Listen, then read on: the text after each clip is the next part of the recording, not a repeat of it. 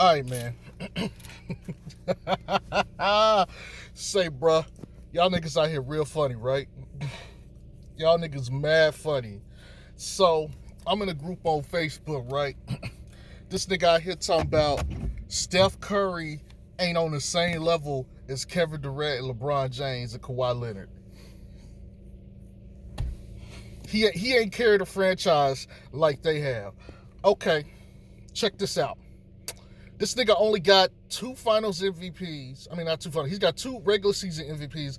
1, which is unanimous. And LeBron, the person that you claim that he's not on level, has said, yo, that nigga MVP. Right? But hold on. The Golden State Warriors were what? What were they doing before that nigga got there? How many finals were they in before he got there? Them motherfuckers have been in the finals 5 straight years under his leadership. You may say, okay, yeah, they got Kevin Durant the last 2 to 3. Okay, they went to the finals twice by themselves with him, and he beat KD to get there.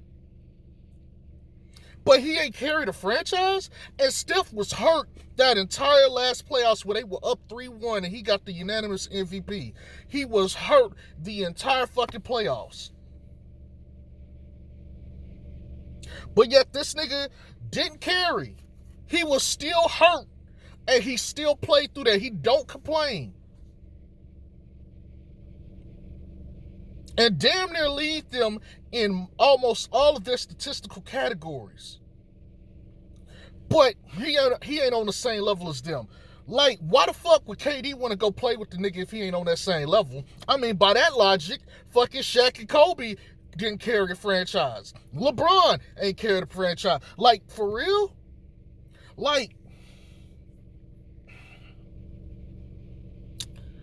I mean, this nigga only really invalidated an entire type of position. I ain't gonna say he invalidated the entire position, but you could not play non-versatile bigs anymore. Your bigs have to have skills, not just scoring skills. They have to have the entire cabinet of skills. That's what we get Jokic now.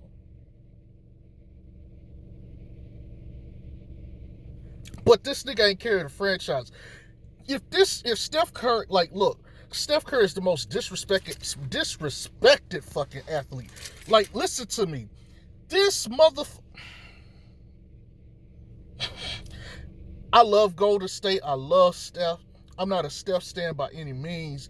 But this shit is ridiculous. A lot of people don't know this shit.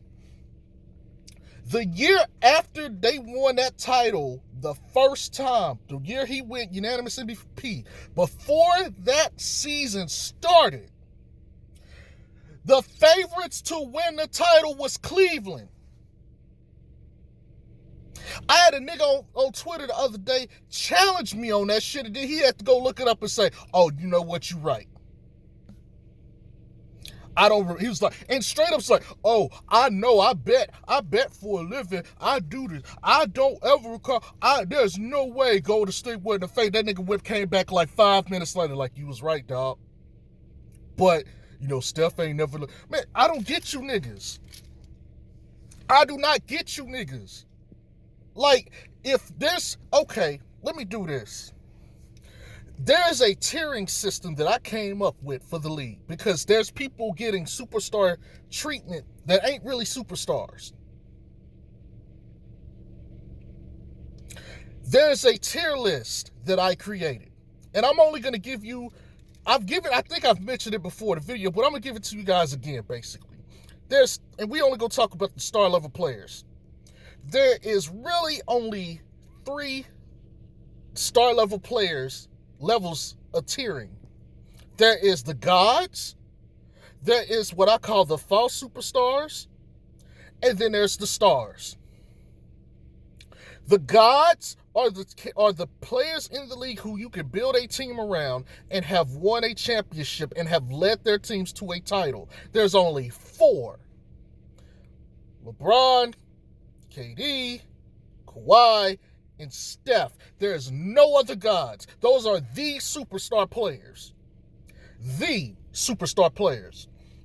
The false superstars, the fake ones, They got superstar level skills and talents, but they lack in some category, somewhere significant, that it prevents them from carrying and leading a team to the finals. Those are your James Hardens, those are your Anthony Davises, those are your Paul George, those are your Joel Embiids.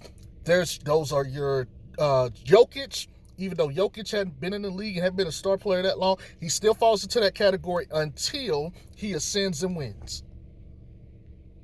These are basically your MVP level candidates every year, or most years. Russell Westbrook. These are the guys who are MVP level, but for whatever reason, they cannot get over the hump to win a finals. Giannis. That's those guys right there. Cut. After that, you got the star level players. These are your 2s and 3s. Bradley Beal, John Wall, freaking Jimmy Butler. Yes, Jimmy Butler is not a superstar player. I am sorry. There's a lot more guys. Klay Thompson. There's a lot of guys that fall into that category. Way more of those. There's way more star level players than there are false superstars and gods.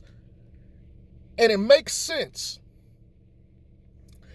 Giannis is not quite a god. Until he could get his team into the finals and win, I can't put him on that level. You can build a team around him. He's one of those MVP level candidates. You absolutely can build a team around him, but he still has to show he can get you there. Embiid is one of those players that got all the superstar abilities. He should be an MVP candidate every year, but he has issues that prevent him from taking a team to the top. If you build a team around Steph Curry or KD or LeBron or Kawhi, you must go through them to become a champion. These are the established superstars. These are the established superstars. Like, these are the guys, no matter what, you would move heaven and earth to get these guys and get rid of everybody else on your team to have this guy as your starting point. I'm sorry. These guys are proven. You have to be proven. Some of these other guys are not. Giannis is not proven. Harden is not proven in the playoffs. Against people on their level, yes, they're on the upper echelon of those guys. But they are not the gods of the league. The league is ran by Steph, LeBron, KD, and Kawhi. Period. KD took his team to the finals, because some of y'all could be like, well, KD took his team to the finals at age 24, and he still got a game off of the Miami Heat. He got a game off the Miami Heat at 24 with Baby Russ and Baby Harden. Then he got on the Warriors and he went to the finals and dominated. Oh, then you had all this. Fuck that. That nigga led that team. And yes, Steph won prior to KD getting there, so we can't even talk, well, Steph had an easy road. You have to play who the fuck is in front of you in the playoffs. Guess what? Steph got hurt in that series against Portland. Guess who carried them while he was out? Who won that series? Clay and Dre. Clay and Dre won that series without Steph. And they was trying to get Steph back quick. And they still closed them niggas out.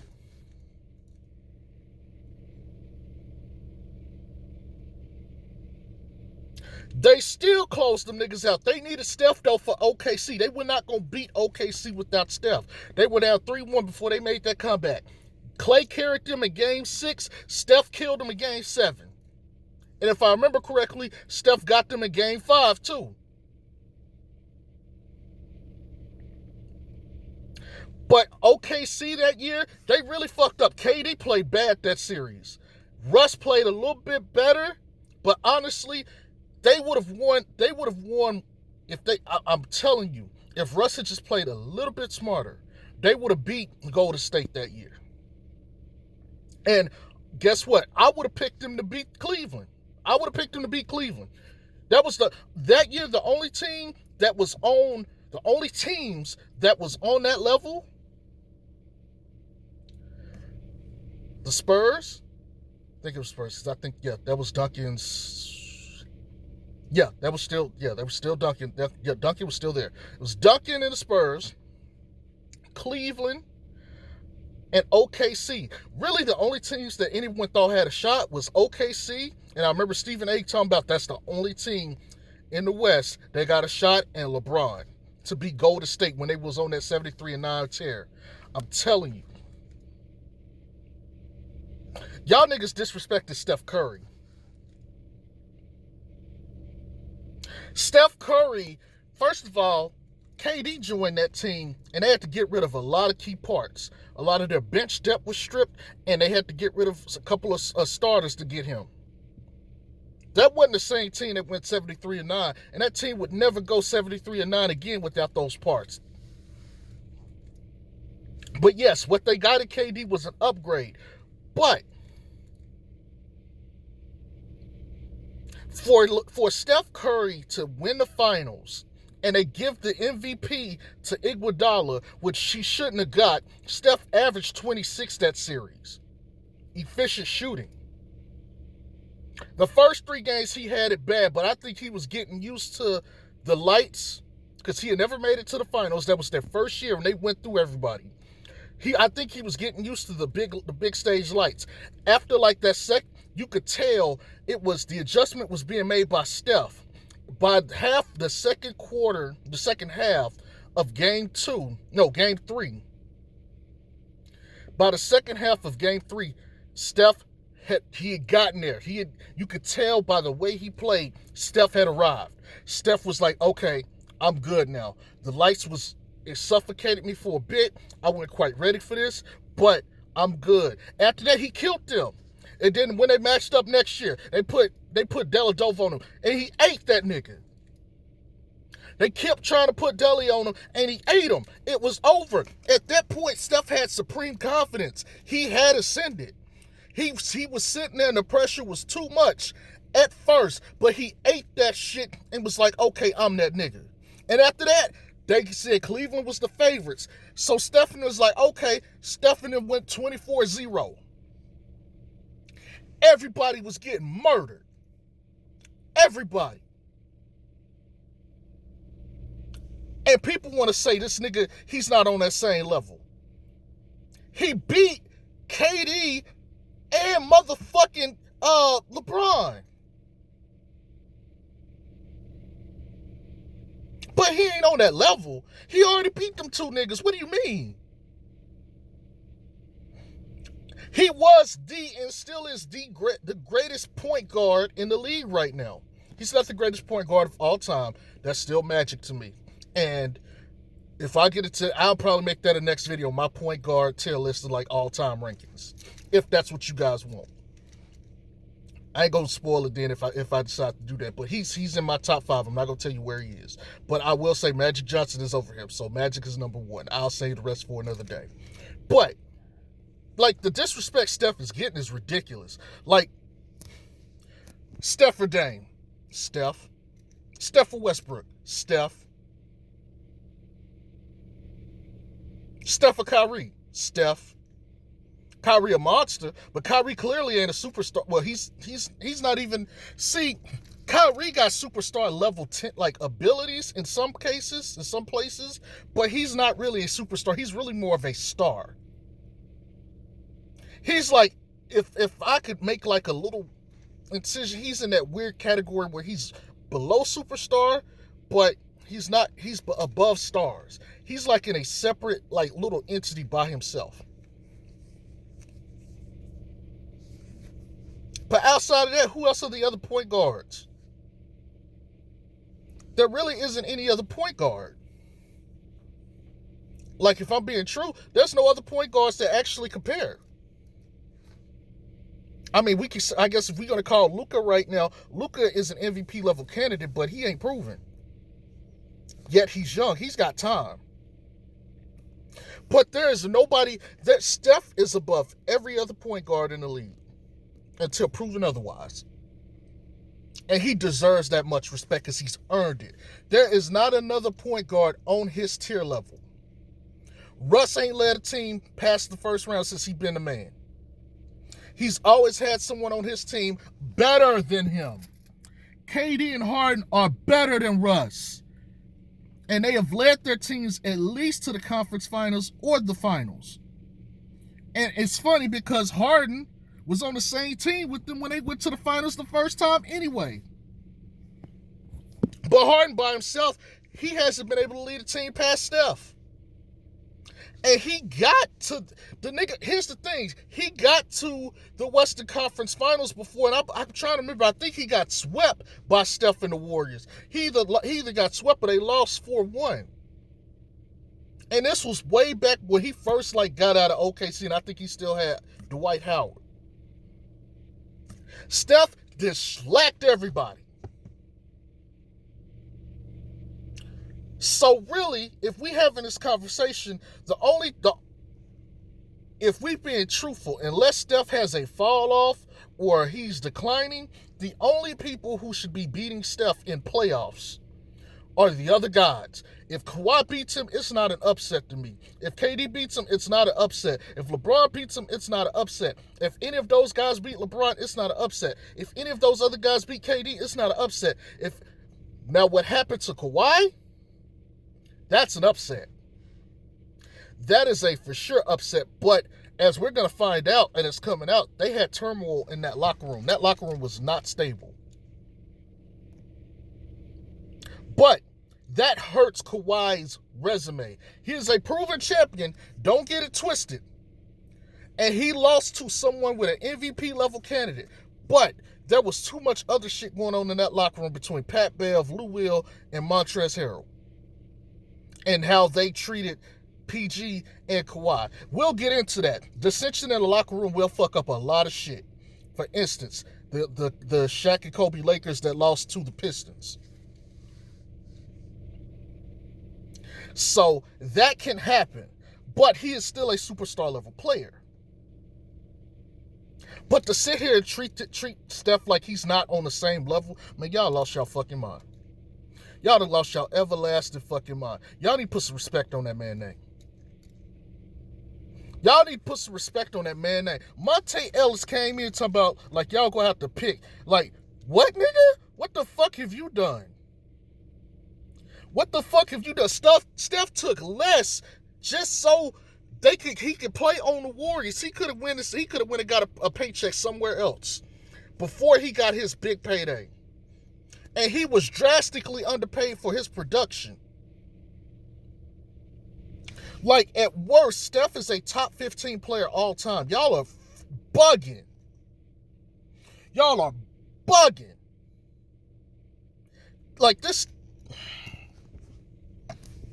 This Steph disrespect. The only thing y'all can really say about Steph or try to say about Steph is he ain't carried a team to or led a team. The nigga already did that. What are you talking about? Well, people were hurt. That's the nature of the beast. If we go back then, there's championships all over the league from even the greatest players that we got to invalidate then because people were hurt. Or people got hurt in the series. You even got niggas right now trying to invalidate the fucking ring LeBron got in fucking in Orlando. And I'm a LeBron hater. Not because I think he's a bad person or whatever. I just think that he can elevate his games to another level. He needs to quit trying to play his style of ball and play within the system. I like people to play within the system. That's my preference. But I'm going to be honest with you. LeBron is one of the greatest players of all time. I can hate on that nigga, but I can be truthful.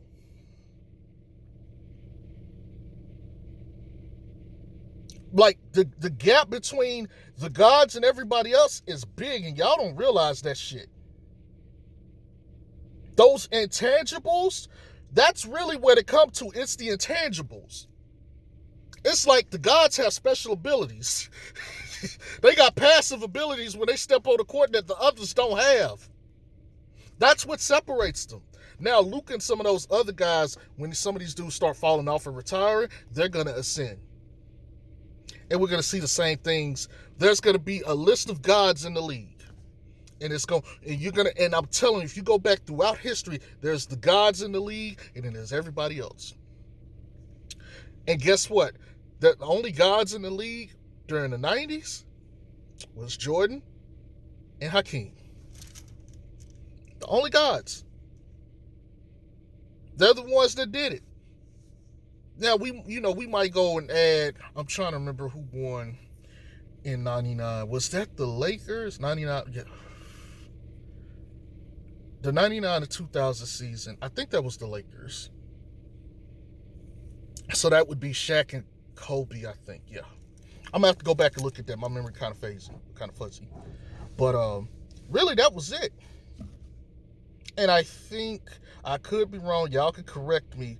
And I think maybe, when did Isaiah and them win their last title? Was that 89 and 90? Or was that, I think it was 89 and 90. So that would probably be, but, Isaiah had fallen off. He don't count. So really, that's all you had. Yes, there was Charles Barkley, Ewing, Reggie Miller, and a couple others. Shaq and Penny and them was sending, blah, blah, blah. But really, the only gods of the 90s was Hakeem and Jordan. And guess what? They're the only ones that really won titles. Shaq basically took over in the early 2000s along with Kobe, and they were the gods. And then Dirk got one in 2011, even though he took his team to the finals in the 2000s. But he lost to Dwayne Wade. Dwayne Wade was one of those elite level, God level superstars. He was. But there's a lot of players that people like. Tracy McGrady, he was what I think he was an MVP level, but he wasn't quite there. And there's a lot of other players like that. And it's okay. We can call them superstars because, that's such a fluid term, I guess. But to me, there's levels to this. There's gods, and then there's the fucking false superstars. Or we can call them superstars if that makes you guys feel better. You might be like, oh, okay, whatever. If you want to call them the superstars, fine. But go ahead and give respect to the gods. The gods of the game. Now, where it gets funny, and where you guys may dispute me on that, is the Detroit Pistons team. Now, there's no player on that team I would call a god level player. However, they won due to dissension. Granted, they made it to the finals. They made it to the conference finals. But let's be honest. If Kobe and Shaq were not, beefing with each other, who do y'all think win that series? If Kobe and Shaq were on good terms, who do you think won that series? It's going to be the Lakers. So we understand that kind of shit happens from time to time. And it's okay. Just like Kawhi and them just lost to dissension. It's okay. It's understandable.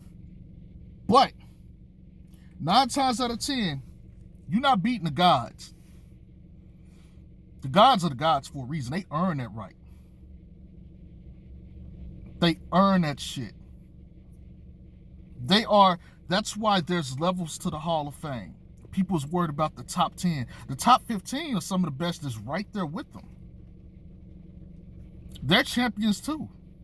They're some of the best, you're like top 2, top 3, and centers is probably top 5 to 7 because they're deep. Centers have been the deepest position as far as superstars or talent in the league probably in all the years of the league's history.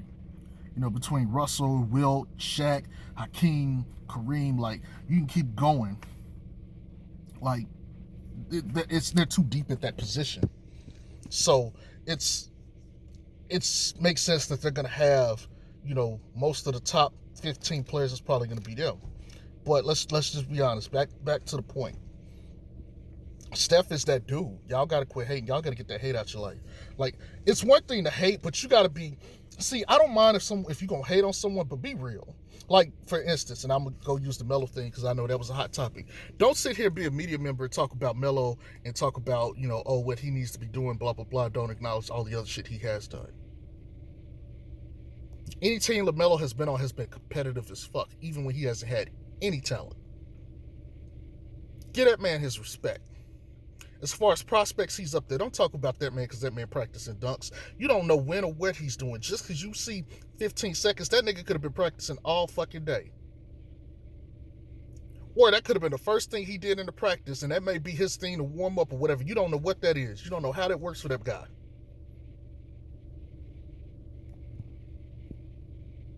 Anyways, y'all get that hate out your heart. Steph Curry is top 4 in the league. He is a god, and depending on the day or the year, that nigga is the best player in the league. And I don't care what y'all say. That year, when he won unanimous MVP, he was better than LeBron. I said it. In the playoffs, it was a different story. He did get hurt, but the next year, even when he had KD, that nigga was giving him work the entire series. It was clear Steph was compromised at finals. It was clear. But Steph had already proven himself. And for him to win the finals and for them to basically treat him like he was the Detroit Pistons, nah, that nigga showed up and said, yo, give me my respect. That's my fucking MVP. Y'all bugging, man. Peace.